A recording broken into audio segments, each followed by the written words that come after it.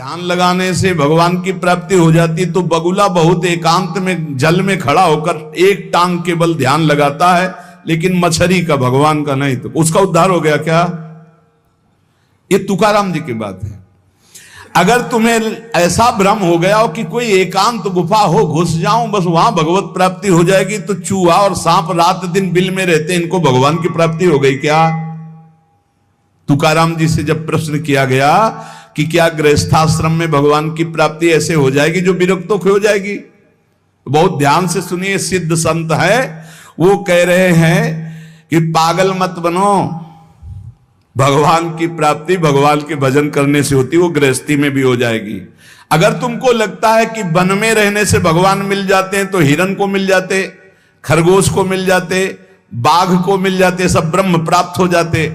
अगर तुमको लगता है कि एकांत में ध्यान लगाने से मिल जाते, तो बगुला जल में खड़ा होकर एक टांग केवल ध्यान लगाता है, लेकिन मछली आई गट्ट से खाया फिर शांत खड़ा है, बगुला को नहीं मिला। फिर कहते हैं कि एकांत गुफा में घुसने से भगवान मिल जाते, तो चूहा और सांप बिलई में रहते हैं रात दिन, उनको भगवान मिल जाते। तो इसलिए हम तुमसे कह रहे हैं कि ये ची चपड़ की बातें छोड़ो। तुकाराम जी कह रहे हैं घर में विट्ठल का मंदिर बना, घर को ही विट्ठल का मंदिर बना, ठाकुर विराजमान करो, आप सेवक हो जाओ, बढ़िया भोग लगा के पाओ, नाम कीर्तन करो, कथा वार्ता करो, अपने कर्म को भगवान को अर्पित कर दो, भगवान की प्राप्ति हो जाएगी।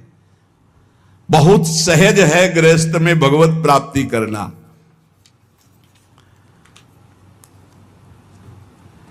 हम तुमसे पूछते हैं, जो लोग सोचते हैं अन्न नहीं खाएंगे तो भगवान की प्राप्ति हो जाएगी, तो कितने ऐसे जीव हैं हमारी प्रकृति में? तुकाराम जी कह रहे हैं ये बड़े महापुरुष हैं, किसी के कहो सांप खातान करे क्या धान, बक भी कपट भरा भीतर भरा उदर मल से, करे चूहा भी एकांत गदहा भी भभूत रमावे, तुका जल नक्राले काग ही नहाए कहो तो। क्या अन्न न खाने से भगवान मिल जाएंगे? अगर हां, तो बहुत से पक्षी ऐसे हैं जो केवल फलाहार रहते हैं, बहुत से ऐसे हैं जो घास चर के रहते हैं, ना वो अन्न खाते हैं ना कुछ और, कुछ है फलाहार, कुछ है तृण चरते हैं, कुछ है पानी पी के केवल रहते हैं भैया, केवल पानी से। इन सबको भगवत साक्षात्कार हो जाता है क्या?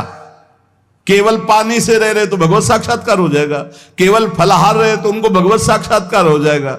तुकाराम जी कहते हैं कितने हैं वायु भक्षण करते हैं, केवल वायु पी करके जीते हैं, भीतर कपट भरा है, बाहर ये सब छोड़ रहे हो, कुछ लाभ नहीं मिलना है। चूहा बिल में एकांत में रहता है, भगवत प्राप्ति हो गई। गदहा खूब धूल में ऐसे लौटता, धूल लगाने से तो क्या उसे भगवत प्राप्ति हो गई, महापुरुष है। जल में घड़ियाल रहता है, भगवत प्राप्ति हो गई। कौआ भी जाके गंगा स्नान करता है, जल स्नान, भगवत प्राप्ति हो गई। भैया जब तक भजन नहीं तब तक भगवत प्राप्ति नहीं, बाहरी क्रियाओं से। तुकाराम जी कह रहे हैं तुम्हारे हृदय में बुराई भरी हुई है और बाहर से साधु का वेश बनाए हो तो तुम्हें भगवत प्राप्ति हो जाएगी। अरे चाहे वायु भक्षण करो, चाहे तुम ध्यान का नाटक करो, चाहे एकांतवास करो, चाहे भस्म लेपन करो, चाहे जल में खड़े हो जाओ, चाहे जितना अनुष्ठान करो, जब तक भजन नहीं करोगे भगवान का, तुम्हारी बुद्धि निर्मल होने वाली नहीं, बाहरी क्रियाओं से कोई लाभ नहीं। तुकाराम जी कह रहे हैं भक्ति मुक्ति दिलाने वाली है समस्त भव बंधनों से। रात दिन अपने प्रभु का नाम जप कर रहे, चिंतन कर रहे। एक गृहस्थ आए थे, बहुत अच्छी स्थिति, नेत्रों में नेत्र मिला के जब बात किया तो बड़ा संतोष। जब जाने लगे तो कहा 1 मिनट रुको, इसे मुख पे बड़ाई नहीं करनी चाहिए, पर आप सावधान रहना, बहुत अच्छी स्थिति, संभाल के निकल जाओ। बस उन नेत्रों से ऐसे किया, चुपचाप गंभीर मुद्रा, प्रश्न बहुत जोर का, और स्मरण में बिल्कुल तन्मयता, एक एक चेष्टा उनकी बता रही थी। बहुत बढ़िया बाजी मार ले जाओगे। कोई तुम्हें प्रणाम नहीं करेगा, कोई दान पुण्य नहीं, कोई नमस्कार नहीं, बहुत जल्दी निकल। विरक्त भाव में रात दिन भगवान के भजन में व्यतीत करो, तभी बात बनेगी। केवल इन सब बाहरी बातों का देखो, इसीलिए खंडन किया तुकाराम जी ने। जो विरक्त अपनी देह को घृणित समझकर त्याग देता है, देह के राग का, बलमूत्र का भान क्या इसमें, वो महासुख को प्राप्त होता है। इससे ज्यादा प्यार करने की जरूरत नहीं है। जो इस देह से ज्यादा प्यार करते हैं वो सीधे नरक का रास्ता तय कर लेते हैं। बहुत संभल के चलने की जरूरत है। इस देह के राग को मिटाने के लिए ही तो भगवत मार्ग में चले, चाहे गृहस्थ हो चाहे विरक्त। तुम अपना स्वभाव बनाओ आत्म कल्याण के लिए। शरीर को ज्यादा सुख दोगे, ज्यादा सुख भोगोगे तो नरक का रास्ता पुष्ट कर देगा। और शरीर का त्याग भी नहीं करना है कि मतलब, क्योंकि शरीर के बिना भजन नहीं होगा, शरीर के बिना साधना नहीं होगी। तो उचित खिलाओ पिलाओ, उचित विश्राम और खूब भजन और सतमार्ग की चेष्टाओं की। इसको इतना भजन कराओ कि इसका भाव ही नष्ट हो जाए कि मैं शरीर हूं। तुकाराम जी कहते इसमें संदेह नहीं। वैराग्य की बातें करने से वैरागी नहीं हो जाता। जब सुंदर सुंदर भोग, सुंदर सुंदर रूपवान भोग शरीर के सामने उपस्थित और भोगने की इच्छा ना हो, उसका नाम वैराग्य है। बातें करने वाले वैराग्य की तो करते रहते हो, जब सामने प्रश्न आता है तो उत्तर नहीं दे पाते, अर्थात भोग आता है तो उन्हीं में लिप्त हो जाते हैं, उन्हें वैरागी नहीं कहते। इसीलिए हम कह रहे हैं कि अपने मुख से नाम नाम नाम, निरंतर नाम जप करो। यदि मुख नहीं नाम जप रहा तो ये जिह्वा टुकड़ा है मांस का, और मुख जो है मांस का एक कुंड मात्र है। नाम जप करो, सदगुरु प्रदत्त नाम जप करो। तुका कह रहा है सदगुरु की महिमा। सदगुरु कोई मनुष्य नहीं है। चितनासी न लगे बेल काही, तया न लगे मूल, वाचे सदा सर्वकाल राम कृष्ण हरि गोविंद। गुरुदेव ने जो नाम दिया है वो कोई मनुष्य नहीं, वो साक्षात राम कृष्ण हरि ही है। बंदो गुरुपद कंज कृपा सिंधु नर रूप हरि। उन्होंने चिंतन के लिए तुम्हें जो दिया है, सारा समय उस चिंतन में लगा दो। अमूल्य है तुम्हारा जीवन। हर समय राम कृष्ण हरि गोविंद नाम जिह्वा पर बना रहे। चिंतन नासी न लगे बेल, सर्वकाल करावे। चिंतन के लिए कोई समय नहीं है ऐसा कि हम नहा धो के फिर चिंतन करेंगे। अगर शौचालय में ही मृत्यु हो गई तो हर समय नाम जप, हर समय नाम जप। सदा राम कृष्ण हरि गोविंद का चिंतन करो। एक सत्य सार यही है, ना फलाहार रहने से, ना जल पीने से, ना वायु भक्षण से, ना इन सब बाहरी बातों से भगवत प्राप्ति नहीं होती। भगवत प्राप्ति होती सदैव भगवत चिंतन करने से, नाम चिंतन करने से। भगवान नाम कीर्तन भगवान की प्रसन्नता के लिए, भगवत कथा भगवत प्रसन्नता के लिए। तुकाराम जी कहते हैं गीता है, श्रीमद् भागवत है, ये भगवान की प्राप्ति के लिए चर्चा हो रही। जो भगवत प्रसाद रूप मिल जाता है उससे जीवन यापन का। जब तक जीवन है हमें हर समय भगवान नाम जप, भगवत कथा, भगवत भक्तों का संग, यही करना है। प्रभु के नाम की महिमा प्रभु ही समझ सकते हैं, दूसरा कोई नहीं समझ सकता। या प्रभु समझा दे पुरुषोत्तम तो समझ पावे। कर्म के फेर में पड़ा हुआ जीव अगर अट्टहास करके नाम पुकारने लगे तो कर्म बंधन नष्ट हो जाए। राधा राधा राधा जोर से चीख चीख कर, तो बोले कर्म बंधन विध्वंस होते हैं। जितने के कानों में नाम पड़ेगा सबका मंगल होता चला जाएगा। इससे श्री कृष्ण अधीन हो जाते हैं। विठोबा का नाम, विठोबा की कथा विठोबा को अधीन कर लेते हैं। महापुरुषों के वचन समझने हैं। जैसे सत स्त्री के अधीन उसका पति हो जाता है, उसके आचरण, उसका व्यवहार अपने पति को अधीन कर ले, ऐसे सद्भक्त भगवान को अधीन कर लेते हैं। यहां तुकाराम जी भगवान की अधीनता के लिए कह रहे हैं, तुम अपने परमार्थ को खो मत।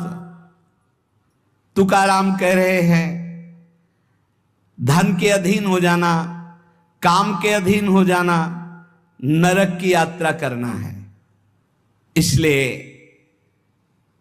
विठोबा के अधीन हो जाओ, रात दिन नाम कीर्तन करो, तुम्हारी वांछा पूर्ण हो जाएगी, तुम्हारी मनोकामनाएं पूर्ण हो जाएंगी। मदारी का बंदर वैसे नाचता जैसे मदारी नचाता है, ऐसे उमादार जो सिद्ध की नाई सबई नचावत राम गोसाई, उनसे प्रार्थना करो तुम्हारा नाचना बंद हो जाएगा माया का, दूसरा कोई नहीं रोक पाएगा, क्योंकि इस नाचने का रिमोट उन्हीं के हाथ में। मामे वे प्रपद्यन्ते माया में ताम तरंती थे। कभी भी उपासक भेद मत में पढ़कर तर्क वितर्क न करे। हरि हर सब एक हैं, हरि हर सब एक हैं। जैसे पीछे कहा था ठाकुर ठाकुर सब एक है, संत संत सब एक, और जो संतन का सेवन करे सो जागे शुद्ध विवेक। ऐसे यहां कह रहे तुकाराम जी के हरिहर में भेद नहीं है। जो भेद फैलावे, लड़ाई झगड़ा करे, ऐसे से दूर रहना। मिठास में चीनी है, चीनी के खिलौने बने हैं, एक सवार बना हुआ है, एक घोड़ा बना हुआ है, दोनों में चीनी क्या कम है क्या? बराबर चीनी है। चाहे घोड़े से शुरू करो तो मिठास, सवार से शुरू करो। दीपावली में आते ना बने, ऐसे ही चराचर जगत में सेवक स्वामी बना वही सच्चिदानंद है। हरिहराम भेद नाही नका करुम वाद, एक एकाचे हृदयम गोडी साखे रेचे ठाई।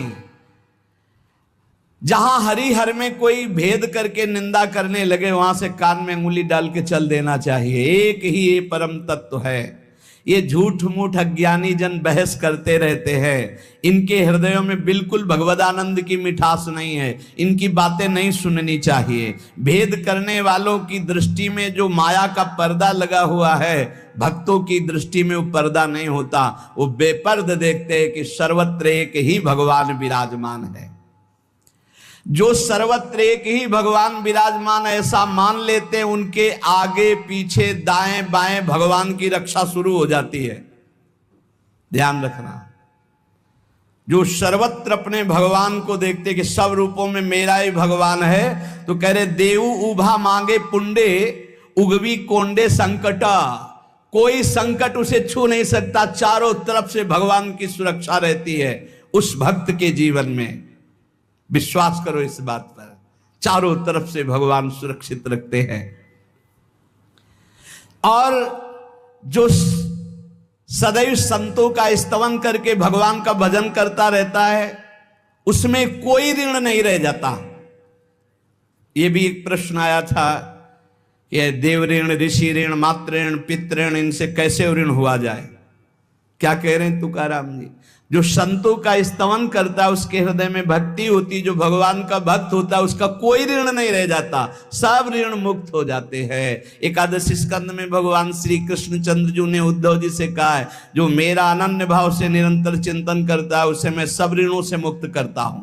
देव ऋण, ऋषि ऋण, पितृ ऋण, मातृ ऋण, इनसे उऋण होने के लिए प्राणपन से श्री हरि के चरणों का चिंतन करो। जैसे जैसे कोई भगवान का ध्यान करता है, भगवान का प्रभाव उसमें उतरने लगता है।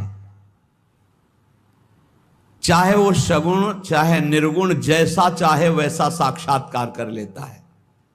ये बहुत बड़े महापुरुष के वचन हैं, बहुत ध्यान से सुनो, पकड़ो। तुम्हें किसी के आगे घिघियाने की जरूरत नहीं, भगवान का स्मरण करने की जरूरत है, भगवान का ध्यान करने की जरूरत है। जैसे जैसे कोई भगवान का ध्यान करता है, तो भगवान के सब सद्गुण उसमें आने लगते हैं। चाहे वो सगुण साक्षात्कार करना चाहे या निर्गुण साक्षात्कार, उसमें योग्यता आ जाती है। ज्ञाने विठ्ठल ब्रह्मो नवे त्वाचे बोलो नाई कावे, महाराष्ट्र भाषा में कहते हैं मेरे तो सर्वस्व ब्रह्म विठ्ठल भगवान है, तुकाराम जी कह रहे हैं। अब मुझे किसी की बात सुनने की जरूरत नहीं है कि ब्रह्म कौन है, मेरे तो विठ्ठल ब्रह्म है। जो वाणी से अगम्य है मैं उसकी स्तुति क्या करूं, वेद भी जिसकी नेति नेति कह के चर्चा करते हैं मैं उसकी क्या चर्चा कर पाऊं। पर मेरी वाणी को नशा हो गया है उनकी चर्चा करने का। आहा, मेरी वाणी को नशा हो गया, बिना उनकी चर्चा किए, बिना कीर्तन किए, बिना गुण गाए हमें चैन नहीं पड़ सकता। कोई ना हो तो ठाकुर जी को श्रोता बना के सुनाने लगो, ऐसा नशा होना चाहिए। सुनो, अपनी चर्चा आप ही सुनो, ठाकुर जी के सामने बैठ जाए और वाणी लेकर उन्हीं की चर्चा उन्हीं को सुनावे। संसारिक आदमी कर्मेंद्रियों से प्रेरित होकर कर्म करता है, वासना से प्रेरित होकर नाना प्रकार के सुख दुख भोगता है, पर हम कायिक, वाचिक, मानसिक केवल अपने विठ्ठल के लिए कर्म करते हैं। ये बात समझो। संसारिक आदमी कर्मेंद्रियां भाग रही भोगों की तरफ, कर्म करता है, पाप या पुण्य, सुख या दुख भोगता है। लेकिन भक्त कायिक, वाचिक, मानसिक अपने प्रभु को सामने रख करके चेष्टा करता है और उसका कोई ठौर ठिकाना प्रभु के सिवा कोई है नहीं। और प्रभु आनंद सिंधु है, वो हर समय आनंद में मस्त रहता है। कहीं किसी और का प्रयोजन नहीं रह गया है। तुकाराम जी कहे सब जगह विठ्ठल तू ही तू मुझे दिखाई दे रहा है। तन, वाणी, मन ये सब तेरे चरणों में अर्पित हो चुके हैं। भगवान अब मेरा कुछ नहीं बचा, केवल आप ही मेरे बचे हो। ये हम लोगों के लिए आदर्श वचन है। हमें ऐसा होना है, प्रभु के सिवा हमारा कोई नहीं।